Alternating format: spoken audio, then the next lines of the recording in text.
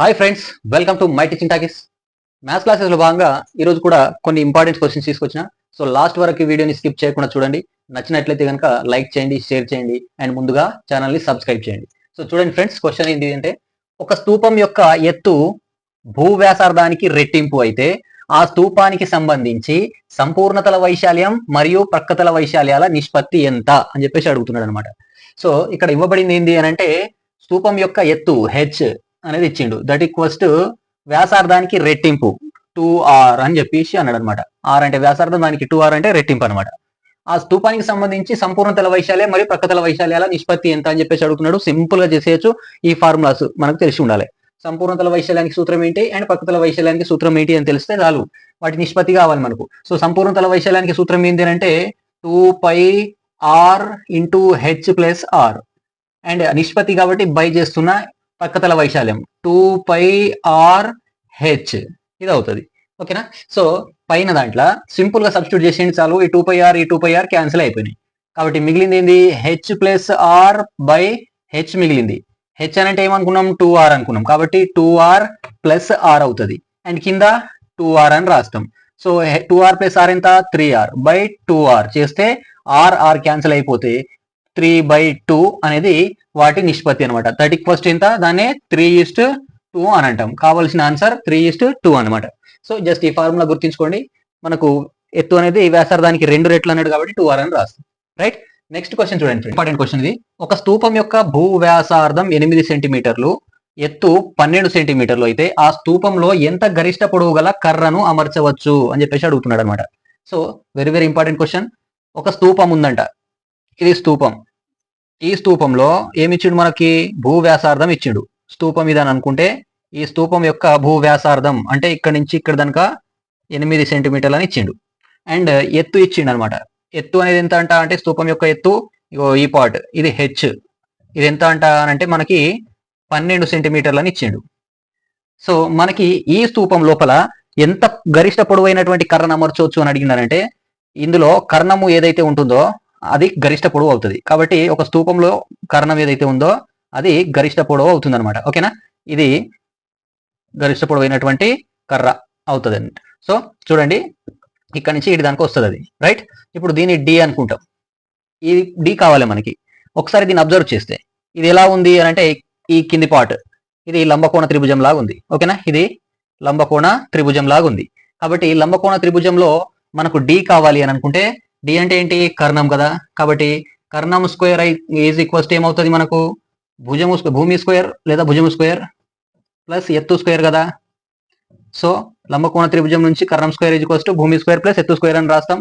కర్ణం అంటే డి అనుకున్నాం కాబట్టి D square that equals to భూమి ఎంత? ఇక్కడ నుంచి ఇక్కడికి వ్యాసార్థం ఇచ్చింది కదా 8 అని. మరి ఈ నుంచి ఇడికనంటే వ్యాసం అవుతుంది కదా. లేదు అని అంటే ఇది ఇంకో 8 అవుతుంది అనమాట. సో 2 హాఫ్స్ అనమాట. ఒక 8 ఇచ్చిండనంటే ఇటు సైడ్ కూడా 8 ఉంటుంది కదా. సో 8 ప్లస్ 8 భూమి అనేది 16 సెంటీమీటర్లు అవుతుంది. ఓకేనా? స్క్వేర్ ప్లస్ ఎత్తు 12 అన్నాడు కాబట్టి 12 స్క్వేర్ అని రాస్తాం. రైట్? చూడండి, ఇప్పుడు D square is equals to 16 square ఎంత? 256. రైట్? ప్లస్ 12 స్క్వేర్ ఎంత? 144. ఈ రెండు కలిపితే ఎంత అంటే 400. ఓకేనా? సో మనకి D square is equals to 400. D కావాలి కాబట్టి దీనికి రూట్ అవుతుంది. ఇప్పుడు 400 రూట్ ఆఫ్ 400 అవుతుంది. ఓకేనా?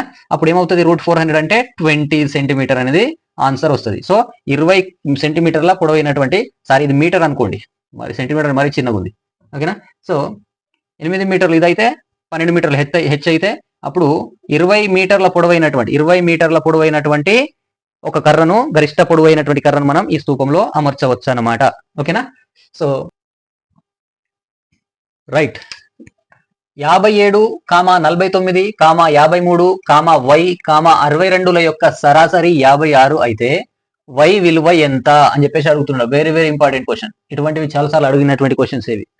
సో ఇక్కడ 1 2 3 4 5 నెంబర్స్ యొక్క యావరేజ్ 56 అని ఇచ్చిండు. అందులో ఒక నెంబర్ y అంట. y అనొచ్చు, x అనొచ్చు, k అనొచ్చు, a అనొచ్చు, ఏమైనా అనొచ్చు. అప్పుడు ఆ విలువ కావాలి అని చెప్పేసి అడుగుతున్నారు. సో చాలా సింపుల్ గా ఎట్లా చేయాలో చూడండి. మనకి ఈ నెంబర్ల యొక్క సరాసరి అనేది 56 ఇచ్చిండు. కాబట్టి ఈ 56కి ఇక్కడ ఉన్నటువంటి నెంబర్స్ ఎక్కువ ఉన్నాయా తక్కువ ఉన్నాయా చూసుకోండి. సో అక్కడ ఇచ్చిన నెంబర్లను రాసుకుంటున్నాను నేను. 57, 49 అండ్ 53, y అండ్ 62 అని చెప్పేసి ఈ నెంబర్లు ఇచ్చింది కదా. ఈ నెంబర్లు 56 కంటే ఎక్కువ ఉన్నాయా తక్కువ ఉన్నాయా ఒకసారి చూడండి. ఈ నెంబరు 56కి ఒకటి ఎక్కువ ఉంది కాబట్టి +1 అని రాస్తున్నా. ఈ నెంబరు 56కి ఎంత తక్కువ ఉంది 49 అనేది 7 తక్కువ ఉంది కాబట్టి -7 అని రాస్తున్నా. 53 అనేది -3 అనేది ఉంది, మైనస్ అంటే 3 తక్కువ ఉంది కాబట్టి -3 అని రాసిన. y అని అంటే మనం ఫైండ్ అవుట్ చేయాలి, దాన్ని వదిలేద్దాం. అండ్ 62 అనేది దీనికంటే 6 ఎక్కువ ఉంది కాబట్టి +6 అని రాస్తున్నా. ఇప్పుడు ఇవి అన్నింటిని కూడా బ్యాలెన్స్ చేయండి. అన్నింటిని బ్యాలెన్స్ చేస్తే మనకి ఏమైనా మిగులుతుందా చూడండి. ఇప్పుడు +6 ఉంది, సారీ +1 ఉంది, +6 ఉంది కాబట్టి +7 అవుతుంది. ఈ +7 ఈ -7 క్యాన్సిల్ అయిపోతుంది. మిగిలింది ఏంది -3 మిగిలింది కదా. -3 మిగిలింది కాబట్టి దీన్ని 0 కావాలి అనుకుంటే, -3 అంటే అది 0 కావాలనుకుంటే దీనికి మనం ఏం కలపాలి, +3 కలపాలి. కాబట్టి y వాల్యూ అనేది ఏమవుతుంది అని అంటే ఆ యావరేజ్ కి +3 చేయాలి. సో దీనికి +3 కలిస్తే మనం ఎటు చేసి ఈ y ని 0 చేయాలన్నమాట ఈ ఇక్కడ ఉన్నటువంటి నెంబర్ లో. కాబట్టి ఈ y ని 0 చేయాలి అని అంటే దీనికి ఎంతో కలపాలి. ఎంత కలపాలి, -3 మిగిలింది, +3 కలిపితే 0 అవుతుంది. -2 మిగిలింది, +2 కలిపితే 0 అవుతుంది. ఒకవేళ ఇది ప్లస్ ఉన్నాను అనుకోండి, అప్పుడు మైనస్ చేస్తే 0 అయిపోతుంది. అంటే ఇది +3 ఉంటే అప్పుడు -3 చేస్తే అది 0 అయిపోతుంది. మొత్తానికి మనం 0 చేసేయాలి. సో ఇక్కడ -3 మిగిలింది కాబట్టి మనం ఏం చేయాలి, దీనికి +3 కలిపితే అది 0 అవుతుంది. కాబట్టి ఈ +3 అని దేన్ని కలపాలంటే యావరేజ్ కలపాలి. అప్పుడు y విలువ అనేది 56 ఉంది కదా, దీనికి కలిపేస్తే సరిపోతుంది. ఇదే మన ఆన్సర్ అవుతుంది 59. సింపుల్ గా ఇట్లా చేసేయచ్చు అనమాట. ఓకేనా ఫ్రెండ్స్. సో వర్ణించడానికి నేను కొంచెం టైం తీసుకుని ఉండొచ్చు కానీ సింపుల్ గా ఫ్రాక్షన్ ఆఫ్ సెకండ్ లో ఆన్సర్ చేసేయచ్చు. ఓకేనా. ఎట్లా చేయాలి, ఫస్ట్ ఈ నెంబర్స్ ఇచ్చింది కదా, అందులో వాటి యొక్క యావరేజ్ ఏదో నెంబర్ ఇచ్చిండు. ఆ నెంబర్ కంటే ఇది ఎంత ఎక్కువ ఉన్నాయి ఎంత తక్కువ ఉన్నాయో చూసుకోండి. ఇది 1 ఎక్కువ ఉంది, ఇది -7 తక్కువ ఉంది, ఇది -3 3 తక్కువ ఉంది, ఇది +6 6 ఎక్కువ ఉంది. కాబట్టి ఓవరాల్ గా అన్నింటినీ బ్యాలెన్స్ చేయండి. బ్యాలెన్స్ చేస్తే +1 +6 -7 కి క్యాన్సిల్ అయిపోతున్నాయి. -3 మాత్రమే మిగిలింది. దాన్ని 0 చేయాలి. మనం 0 చేయాలని అనుకుంటే +3 యాడ్ చేస్తే 0 అవుతుంది. ఆ +3 అనేది 56 యాడ్ చేస్తే మన ఆన్సర్ వస్తుంది. అట్లా గుర్తించుకోండి, సింపుల్ గా చేసేయచ్చు. రైట్. నెక్స్ట్ ఈ క్వశ్చన్ చూడండి ఫ్రెండ్స్. 6 వరుస సరి సంఖ్యల మొత్తం అనేది 426 అయినచో పెద్ద సంఖ్య ఏది అన్నాడు. 6 వరుస సంఖ్యలు ఉన్నాయంట, సరి సంఖ్యలు. ఆ 6 సరి సంఖ్యల యొక్క మొత్తం ఇచ్చిండు. అప్పుడు ఆ 6 సరి సంఖ్యల సరాసరి మనం ఫైండ్ అవుట్ చేయొచ్చు కదా. రాసుల మొత్తం బై రాసుల సంఖ్య కదా సరాసరి అంటే. కాబట్టి రాసుల మొత్తం బై రాసుల సంఖ్య చేస్తే మనకి సరాసరి వస్తుంది. దట్ ఈక్వల్స్ టు మొత్తం ఇచ్చిండు 426. ఎన్ని రాసులు, 6 సంఖ్యలు అన్నాడు కాబట్టి 6 రాసులు ఉన్నాయి. సో అప్పుడు మనకి ఏం తెలుస్తుంది, ఇక్కడ 6 1 6 7 6 1. సో ఇది 71 మిగులుతుంది ఇది. ఓకేనా. సో ఇదేంటి, ఇది యావరేజ్. ఆ 6 సరి సంఖ్యలు ఏవైతే ఉన్నాయో వాటి యావరేజ్ 71 వచ్చిందంట. అంటే 1 2 3 4 5 6 నెంబర్స్ ఏవైతే ఉన్నాయో ఈ 6 నెంబర్స్ యొక్క యావరేజ్ 71 వచ్చింది. 6 నెంబర్స్ యొక్క యావరేజ్ ఎప్పుడైనా ఏమొస్తుంది, థర్డ్ అండ్ ఫోర్త్ మధ్యలో వస్తుంది. కాబట్టి థర్డ్ అండ్ ఫోర్త్ అంటే ఒక ఇది ఈడ 71 వచ్చింది. ఇది 71 అయితే నెక్స్ట్ నెంబర్ ఏమవుతుంది, 72 అవుతుంది కదా. ఇది 72. దాని ముందు నెంబర్ ఏమవుతుంది, 70 అవుతుంది కదా. సో మనల్ని ఏం అడుగుతుండు అంటే ఇవి సరి సంఖ్యలు అనమాట. ఇక ఇది మనకు మిడిల్ నెంబర్, ఇవి సరి సంఖ్యలు అవుతున్నాయి. 72 నెక్స్ట్ 74 నెక్స్ట్ 76 అవుతుంది. ఇటువైపున 70 అంటే 2 తీసేస్తే 68, ఇది 66 అవుతుంది అనమాట.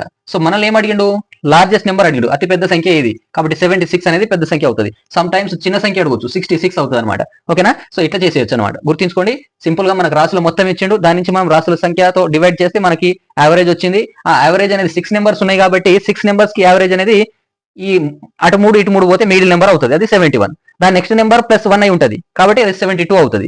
72 సరి సంఖ్య కాబట్టి దాని తర్వాత 3 నెంబర్లను 2 పెంచుకుంటే మనకు సరి సంఖ్యలో అడిగి ఇచ్చింది కాబట్టి నెక్స్ట్ ఇది 74 నెక్స్ట్ 76 అవుతుంది. లార్జెస్ట్ అడిగింది కాబట్టి 76, మనల్ని స్మాలెస్ట్ అడిగితే 66 కూడా అవుతుంది అనమాట. ఓకేనా. ఈ విధంగా చేయాలి.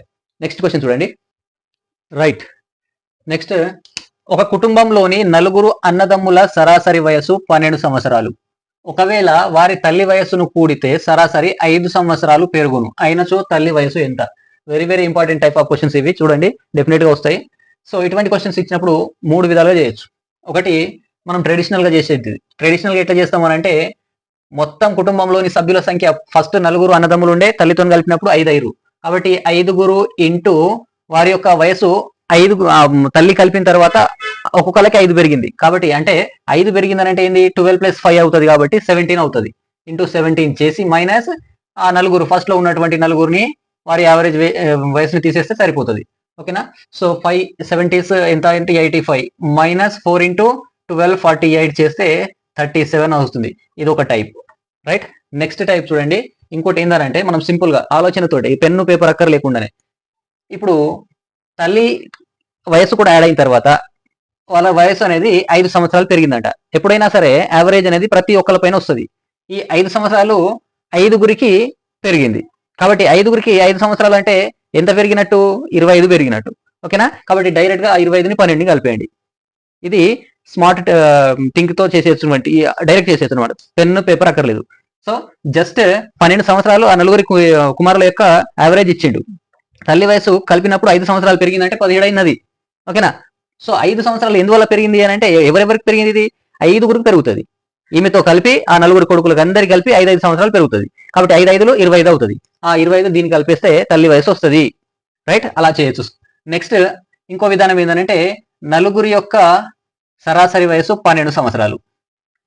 తల్లి కలిసిన తర్వాత 5గురు అయ్యారు. ఈ 5గురి యొక్క సరాసరి వయసు 17 అవుతుంది. 5 సంవత్సరాలు పెరుగును అన్నాడు కాబట్టి 5 సంవత్సరాలు పెరిగిందట. అంటే 12కి ఇంకో 5 పెరుగుతుంది. కాబట్టి ఇది 17 అవుతుంది. ఓకేనా? ఇప్పుడు ఈ డిఫరెన్స్ ఎంత ఉంది? 1 ఉంది. ఈ డిఫరెన్స్ ఎంత ఉంది? 5 ఉంది. ఓకేనా? ఇప్పుడు ఈ డిఫరెన్స్ ఏదైతే ఉందో దీంతో ఈ ఫస్ట్ నెంబర్ ని మల్టిప్లై చేయండి. ఈ డిఫరెన్స్ ఏదైతే ఉందో దీన్ని ఈ లాస్ట్ నెంబర్ తో మల్టిప్లై చేయండి. చేసి కలపండి. చూడండి, 1 × 12 12 ప్లస్ 5 × 5 25. ఇదే ఆన్సర్ 37. సో ఈ విధంగా కూడా చేయొచ్చు. మీకు ఏది కన్వీనియంట్ ఉంటే అట్లా చేసేయండి. రైట్? నెక్స్ట్ ఈ క్వశ్చన్ చూడండి, సేమ్ అట్లాంటిదే, కొంచెం టఫ్నెస్ పెరుగుతుంది. 5 సంఖ్యల సరాసరి 7, 5 నెంబర్స్ యొక్క యావరేజ్ 7 అంట. మరొక 3 సంఖ్యలు కలపగా ఆ సరాసరి 8.5 గా మారింది. ఇంకో 3 సంఖ్యలు కలిపితే అప్పుడు ఆ యావరేజ్ అనేది 8.5 గా మారింది. అంటే 7.5కి ఒక్కొక్క దానిపైన ఈ 5 + 8 కలిపి మొత్తం 5 + 3 కలిపి 8 మందికి 1.5 చొప్పున పెరిగిందంట. కొత్తగా కలిపిన 3 సంఖ్యల యొక్క సరాసరి ఎంత అని అడుగుతున్నాడు. ఇప్పుడు యావరేజ్ మనకి ఏ సంఖ్యలు కలిపిన అడగట్లే, కొత్తగా కలిపినటువంటి సంఖ్యల యొక్క యావరేజ్ అడుగుతున్నాడు. సింపుల్ గా చేసేవచ్చు. ఇది కూడా చూడండి ఎట్లానంటే సేమ్ దీనిలాగా రాసుకోండి. 7 నెంబర్స్ ఉన్నాయి ఫస్ట్, వాటి యావరేజ్ 5 నెంబర్స్ కదా, 5 సంఖ్యలు అన్నాడు. సో 5 నెంబర్ల యొక్క సరాసరి అనేది 7 అంట. ఆ తర్వాత ఏమైంది? 3 కలిసినాయి, 3 నెంబర్లు కలిస్తే 8 అయింది. కాబట్టి 8 యొక్క సరాసరి ఏమవుతుందంట? 8.5 అయింది. ఓకేనా? 1.5 పెరిగింది అంటే 8.5 అయింది అన్నట్టు. రైట్? ఇప్పుడు డిఫరెన్స్ చూడండి, ఈ డిఫరెన్స్ ఎంత ఉంది? 3. ఈ డిఫరెన్స్ ఎంత ఉంది? 1.5 ఉంది. ఓకేనా? ఇప్పుడు ఏం చేయాలని చెప్పిన? ఈ నెంబర్ తో దీన్ని మల్టిప్లై చేయండి, అండ్ ఈ నెంబర్ తోటి దీన్ని మల్టిప్లై చేయండి అని చెప్పిన. చేసి కలపండి. 3 × 7 ఎంత? 21 అవుతుంది. ఓకేనా? ప్లస్ 8 × 1.5 ఎంత? 8 1/2 ఎంత? 8 1 8, 8 అర్ధలు 4, మొత్తం 12 అవుతుంది అనమాట. ఓకేనా? కాబట్టి కలిపితే ఎంత అవుతుంది? 33 అవుతుంది.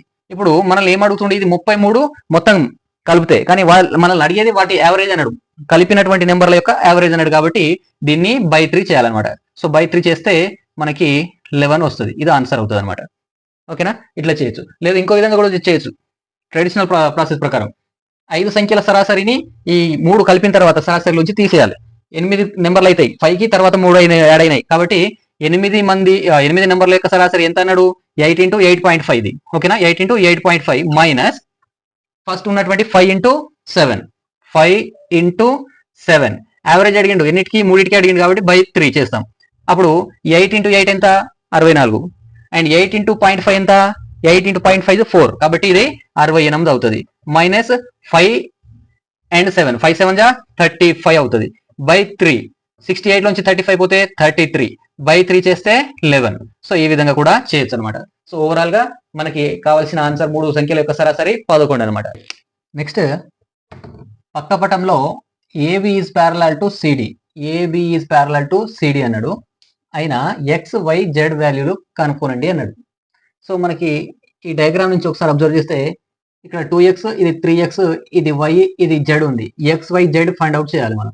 సో ఫస్ట్ ఒక్కసారి ఇలా ఈ C నుంచి Pకి అలాగే Q టు R ని చూడండి ఒకసారి. ఇలా ఉంది కదా, ఓకేనా? సో ఇలా ఉన్నటువంటి ఈ యాంగిల్లో ఇది 8 ఇచ్చింది కదా, దీన్ని ఏమంటారంటే ఏకాంతర కోణం అంటాం. ఈ Z లో ఈ మూలకి ఎంత ఉంటుందో ఈ మూలకి అంతే ఉంటుంది. ఏకాంతర కోణాలు సమానంగా ఉంటాయి. కాబట్టి ఇది కూడా 80 అవుతుంది. సో మనకి ఇది ఉంది కదా, ఇది ఏమవుతుంది అంటే 80 డిగ్రీస్ అవుతుంది. రైట్? అది 80 అవుతుంది. ఇప్పుడు ఈ మొత్తం ఈ CD పైన ఉన్నటువంటి మొత్తం కోణాలు ఏమవుతాయి అని అంటే 180 డిగ్రీస్ అవుతుంది. కాబట్టి 80 degrees plus 2x plus 3x is equals to 180 అవుతుంది. ఓకేనా? 2x ప్లస్ 3x 5x అవుతుంది. దట్ ఈక్వల్స్ టు ఈ 80 ఎటు పోతే 100 మిగులుతుంది. ఓకేనా? 180 నుంచి 80 డైరెక్ట్ రాసిస్తున్నా. నెక్స్ట్ ఇది 5 1 జా, ఇది 5 20 జా క్యాన్సిల్ అయిపోతుంది. ఎక్స్ ఈక్వల్స్ టు 20 డిగ్రీస్ వచ్చింది. సో ఎక్స్ 20 వచ్చింది అని అంటే ఇది 2x కదా ఇది, కాబట్టి 2x అంటే ఎంత కావాలి ఇది, ఇప్పుడు నేను 2x తీసేసి దాని ప్లేస్ లో 40 అని రాయొచ్చు కదా, ఇది 40 డిగ్రీస్, ఇది బ్లూ ఇంక్ ఇది 40, ఓకేనా. ఇదేమవుతుంది 60 అవుతుంది, 3x ప్లేస్ లో 60 అవుతుంది, ఓకేనా. రైట్, ఇది 3x అనేది 60 అయిపోయింది. ఇప్పుడు ఒక్కసారి ఈ ట్రయాంగిల్ ఉంది చూడండి, PQR అనే ట్రయాంగిల్ ని చూడండి, ఇది P, ఇది Q, ఇది R ఉంది. ఈ భుజాన్ని ఇట్లా పొడిగించిండు, ఇక్కడ జెడ్ అన్నాడు, ఓకేనా. సో ఇలా ఉన్నటువంటి జెడ్ వాల్యూ ఏదైతే ఉందో అదేమవుతుంది, ఆల్రెడీ ఇట్లాంటి క్వశ్చన్స్ కూడా చెప్పుకున్నాం కాబట్టి దీంట్లో ఉన్నటువంటి అంతరాభిముఖ కోణాలు సమానంగా ఉంటాయి. ఈ జెడ్ ఈజ్ ఈక్వల్స్ టు అంతరాభిముఖ కోణాల మొత్తానికి సమానం, అంటే ఈ కోణానికి మొత్తానికి సమానం అవుతుంది. ఈ కోణం మనకు ఆల్రెడీ P దగ్గర ఎంత ఉంది 40 వచ్చింది, అండ్ Q దగ్గర ఎంత ఉంది 80 ఉంది. కాబట్టి జెడ్ ఏం కావాలి మనకు అప్పుడు 40 ప్లస్ 80, కాబట్టి Z is equals to 40 plus 80 that equals to 120 degrees అయింది అనమాట. సో ఎక్స్ వచ్చింది అండ్ జెడ్ వచ్చింది. నెక్స్ట్ కావాల్సింది ఏంటి వై. ఇప్పుడు ఇది త్రిభుజం కదా, ఈ త్రిభుజాన్ని తీసుకుంటే ఈ త్రిభుజంలో ఒక త్రిభుజంలోని కోణాల మొత్తం ఎంత ఉండాలి 180 డిగ్రీస్ ఉండాలి.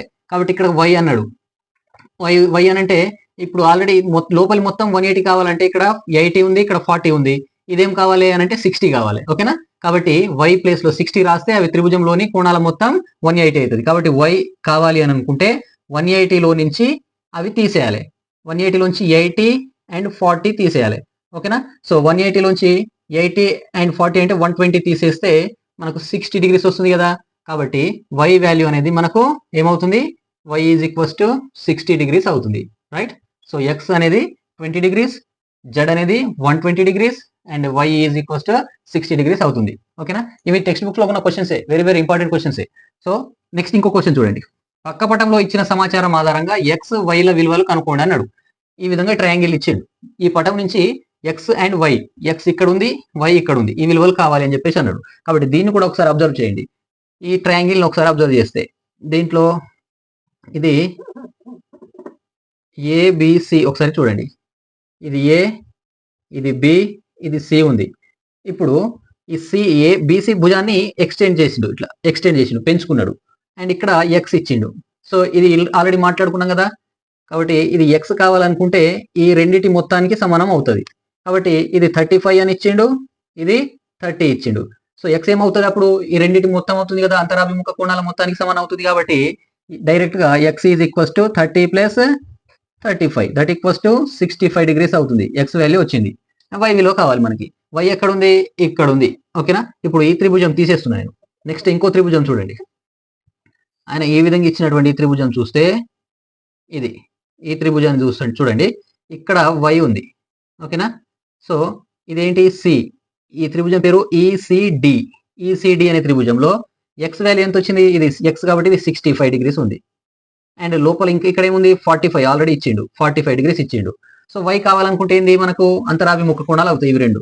So Y is equals to 65 degrees plus 45 degrees కలిపితే 110 డిగ్రీస్ అవుతుంది, ఓకేనా. కాబట్టి సింపుల్ గా మనం కొన్ని రూల్స్ అనమాట, ఇవి తెలుసుకుంటే మనం ఆన్సర్లను ఈజీగా చేసేయచ్చు, ఓకేనా ఫ్రెండ్స్. సో ఈ క్లాస్ కనుక నచ్చినట్లయితే యాజ్ యూజువల్ గా లైక్ చేయండి, షేర్ చేయండి, ముందుగా ఛానల్ని సబ్స్క్రైబ్ చేయండి. Thank you very much.